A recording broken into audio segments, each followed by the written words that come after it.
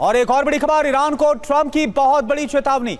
समझौता नहीं किया गया तो पछताएगा ईरान, समझौता नहीं हुआ तो ईरान की मुश्किलें बढ़ जाएंगी। ट्रंप की तरफ से यह धमकी दी गई है। ईरान के पास कभी भी नहीं होगा परमाणु हथियार। ईरान को समझौते की ज्यादा जरूरत है। डोनाल्ड ट्रंप की तरफ से यह धमकी दी गई है, चेतावनी दी गई है अगले हफ्ते, जहां एक तरफ वार्ता को लेकर खबरें सामने आ रही हैं और वहीं दूसरी तरफ ट्रंप की तरफ से धमकी। हालांकि इससे पहले भी हमने देखा कि कैसे बात बनते बनते ट्रंप की धमकियों की वजह से बिगड़ गई, जब ईरान की तरफ से कहा गया कि वो धमकियों के सामने झुकने वाला नहीं है और किसी भी दुस्साहस का मुंहतोड़ जवाब देगा। तो तैयारी तो वार्ता राउंड 2 की हो रही है, लेकिन शांति या फिर विनाश, ये सवाल इसलिए क्योंकि तैयारी तो जंग की भी की जा रही है दोनों देशों की तरफ से। दरअसल बिग ब्रेकिंग ये कि इस्लामाबाद में अगले हफ्ते बातचीत की तैयारी की जा रही है। दूसरी बिग ब्रेकिंग बड़ी खबर, पहली बार न्यूक्लियर प्रोग्राम पर बात के लिए ईरान तैयार हुआ है। तीसरी जानकारी, ईरान हॉर्मुज स्ट्रेट खोलने पर तैयार हो सकता है, जो कि बड़ा कदम होगा। हॉर्मुज से यूएस नाकाबंदी कम कर सकता है और अमेरिका की तरफ से भी इस पर कदम उठाया जाएगा। बिग ब्रेकिंग 5, ईरान का संवर्धित यूरेनियम विदेश भेजने पर भी चर्चा की जा सकती है वार्ता 2.0 में।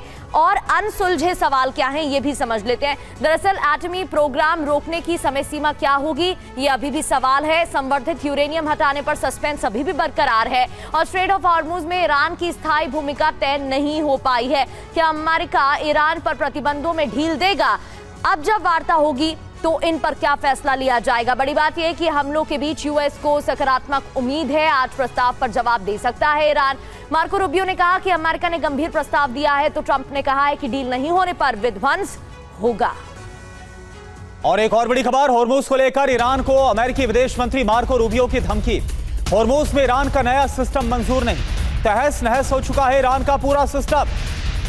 तो हॉर्मुज में ईरान का सिस्टम मंजूर नहीं है क्योंकि ईरान बेहद कमजोर हो गया है और जो उसकी तरफ से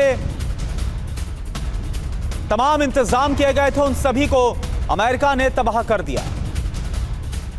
और ईरान के विदेश मंत्री अब्बास अरागची ने चेतावनी दी है, शक्ति की परीक्षा ना ले अमेरिका। अब्बास अरागची ने कहा, शांति जंग से नहीं कूटनीतिक समाधान से ही होगी, शक्ति की परीक्षा ना ले अमेरिका।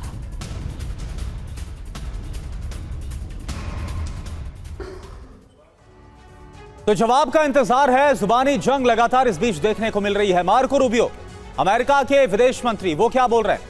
ईरान को सीरियस ऑफर इस बार दिया गया है। अब इस पर जवाब क्या है ईरान के विदेश मंत्री अब्बास अरागची का, जो समकक्ष है ईरान में उनके। कूटनीति के बीच यूएस का व्यवहार बहुत ही ज्यादा गैर जिम्मेदाराना है। इधर मार्को रूबियो ये बोल रहे हैं, आज हमें ईरान का जवाब मिल सकता है। तो अब्बास अरागची की तरफ से क्या कहा गया कि अमेरिका लगातार सैन्य तनाव को बढ़ाने की कोशिशें कर रहा है।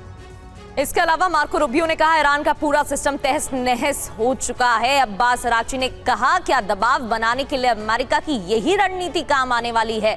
सिस्टम खत्म होने की वजह से समय लग रहा है, मार्को रूबियो का दावा। तो अब्बास अरागची का कहना है, कोई भी चालो ईरान कभी दबाव में झुकने वाला नहीं है। इसके अलावा मार्को रूबियो का बयान, उम्मीद है कि ईरान का जवाब सकारात्मक होगा। तो अब्बास अरागची क्या बोल रहे हैं? हमारी मिसाइल लॉन्चर क्षमता 75% नहीं बल्कि 120% है। तो सवाल यह है कि क्या इस दौरान जो सीजफायर का वक्त रहा, इस दौरान क्या ईरान ने एक बार फिर से खुद की जो ताकत है, सैन्य ताकत है, उसकी भरपाई की है, इसमें और ज्यादा इजाफा कर लिया? और ये देखिए आप, मनीष झा हमारे संवाददाता भी जुड़ चुके हैं हमारे साथ लाइव।